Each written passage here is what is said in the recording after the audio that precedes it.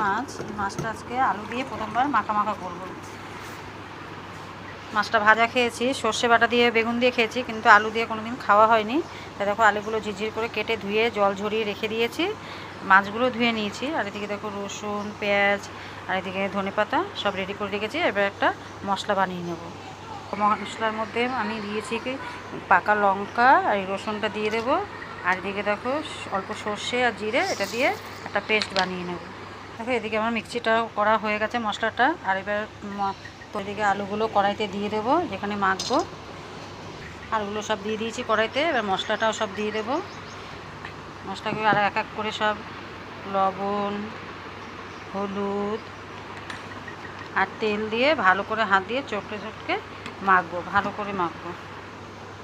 এদিকে দেখো আলুটা ভালো করে মশলা দিয়ে মেখে নিয়েছি। এবার পেঁয়াজটাও দিয়ে দিয়েছি, পেঁয়াজটাও ভালো করে মেখে নেব। তার সাথে ধনেপাতাটাও দিয়ে দিয়েছি, ভালো করে মিশিয়ে চটকে মেখে নেব। এদিকে আমি মাছটা নুন হলুদ দিয়ে একটু সামান্য তেল দিয়ে মেখে রেখেছিলাম, তো এটা তোমাদের সাথে দেখানো হয়নি।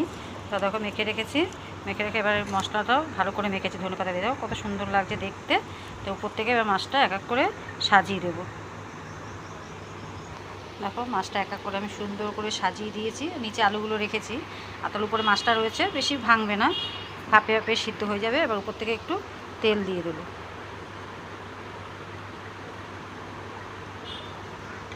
এবার আমি বসিয়ে দেবো কড়াইটা। দেখো আজে আমি বসিয়ে দিয়েছি মাছটা, এবার ঢেকে রেখে দেবো। এখন একটু আঁচটা বাড়ানো আছে, পরে কমিয়ে দেবো।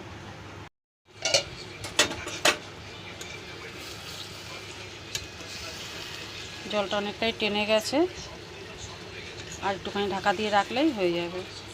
নাড়াচাড়া দিয়ে আর একটু ঢেকে রাখবো। মাছটা হয়ে গেছে, জলটাও টেনে গেছে, নেই। এবার নামিয়ে নেব।